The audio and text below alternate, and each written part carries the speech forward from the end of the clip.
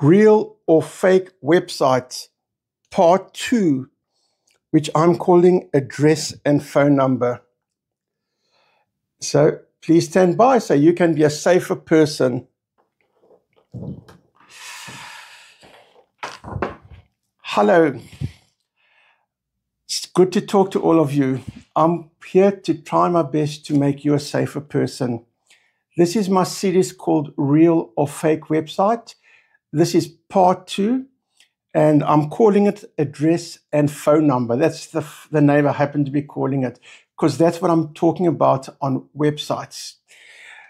You see, scammers know that when we look at websites, we like to examine big pictures and big words because that's what catches our eye. So they therefore often hide behind the address and phone number. It's a fake address or fake phone number. But if we check carefully, we will catch them before they catch us. Most legitimate businesses that provide services to public will give a real and verifiable physical address and working number on their website. Just some examples: that's retail stores, banks, financial institutions, insurance companies, government services, real estate agents, lawyers, accountants, professionals, etc. That's just some in the list.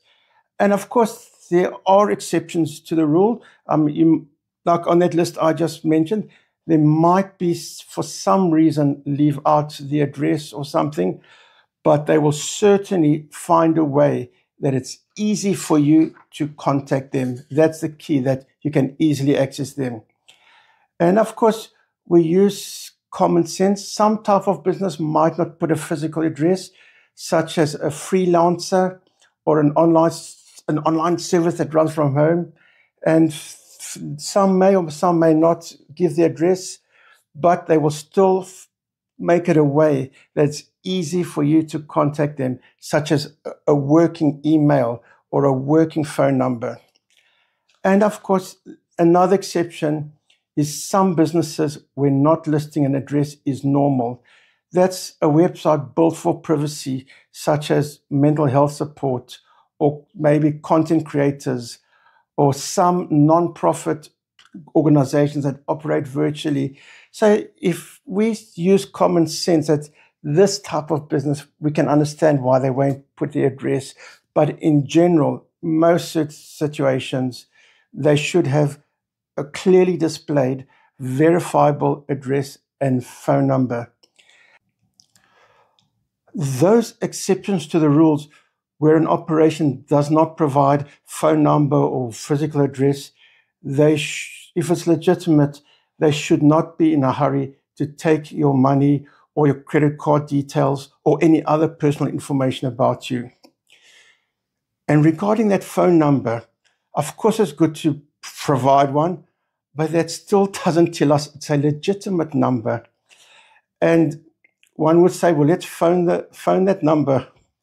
But the problem is, I've learned that scammers are so clever and so smart that when you phone that number, you will be even more convinced that this is the real deal, this is a legitimate after that conversation. So that is one problem with phoning, because they can seem more legitimate. So one suggestion is, before you call that number, is you can paste that phone number into a search engine and see if it comes up on any well-known listings or directories. And if you find that the only place you find that specific phone number is on their site, nowhere else, that is a reason for concern. And if you do decide to call, be very careful before giving personal information, such as your name, address, or banking, or anything similar. And one way to test if it's legitimate is ask specific questions. Excuse me, where are you located? It's something like that. A direct question, that's a legitimate question, not being rude. Or ask for business registration number, and it's perfectly fine to ask. A regular business would have no problem providing it. A not legitimate business will come up with a very good reason or excuse why they can't answer you properly or divert the conversation. A A legitimate company can usually answer calmly with confidence and clearly. The fake one might still be vague, or the response might sound scripted.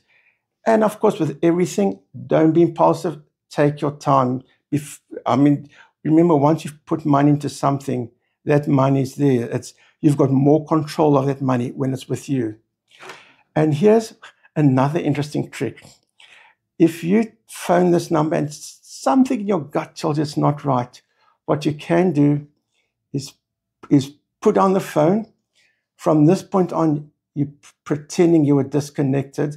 Well, you were disconnected intentionally, of course, but we're pretending by mistake. And then call them back, but using a different number. If it's a legitimate business, there's more than likely another number. Look for it somewhere on the internet. And like if it's a big corporation, now call back using the different number for that same business or operation. And just carry on as if you're disconnected.